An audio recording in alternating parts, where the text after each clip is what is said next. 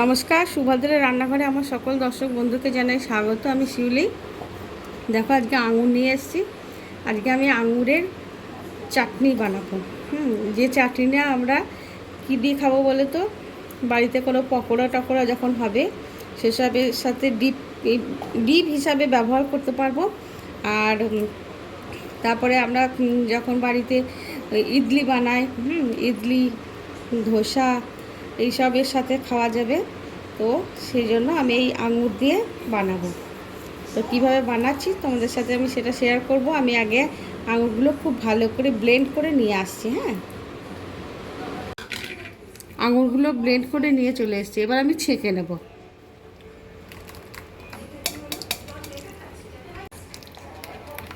সুন্দর করে এটাকে ছেঁকে আমি এই যে পাকটার মধ্যে যে ইয়েটা আছে, এটাকে আমি চিপে চিপে বের করে নিয়ে এটাকে ঢেলে দেবো। বসিয়ে দিয়েছি। এবারে আমি আঙুরের জুসটা ঢেলে দিলাম। এবারে আমি একটু গুড় দিচ্ছি। খুব একটা টক নয় আঙুরটা, সেরকম বুঝে গুড়টা দেবে। তোমাদের যেরকম আঙুরটা বুঝবে সেরকমভাবে গুড়টা দেবে। এবারে আমি গুড়টা মেল্ট করে যাচ্ছে। তারপর আমি কিছু মশলা মেশাবো এর মধ্যে। আগে গুড়টা মেল্ট করে যাক, তারপর দিচ্ছি। আমি কাশ্মীরি রেড চিলি পাউডার দিচ্ছি একটু, আর একটু গরম মশলা গুঁড়ো দিচ্ছি,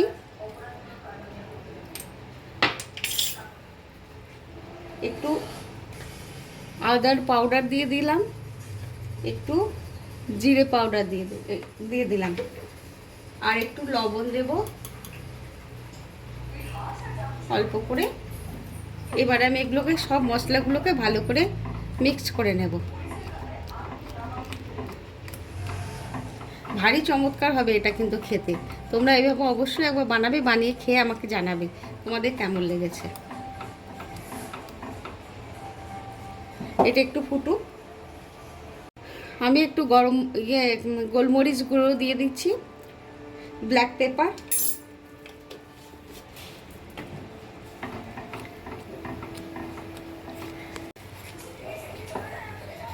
দেখো, ভারী চমৎকার হয়েছে কিন্তু। তোমরা এইভাবে অবশ্যই বানাবে, বানিয়ে খাবে, খেয়ে আমাকে জানাবে। আর দেখো থিকনেসটা দেখো। আর আমি পাতলা বা ঘন কিছু করছি না। তারপর ঠান্ডা হয়ে গেলে কি বলো তো, এটা একটু জমেও যাবে। এবারে আমি গ্যাসটা অফ করে দেব। তার আগে কতগুলো চারমগজ দানা দিয়ে দিচ্ছি, দেখতে ভালো লাগবে, বেশ সুন্দর লাগবে। আর গ্যাস অফ করে দিলাম। এবারে কি দিচ্ছি বলো তো, এটা হচ্ছে লেবুর রস।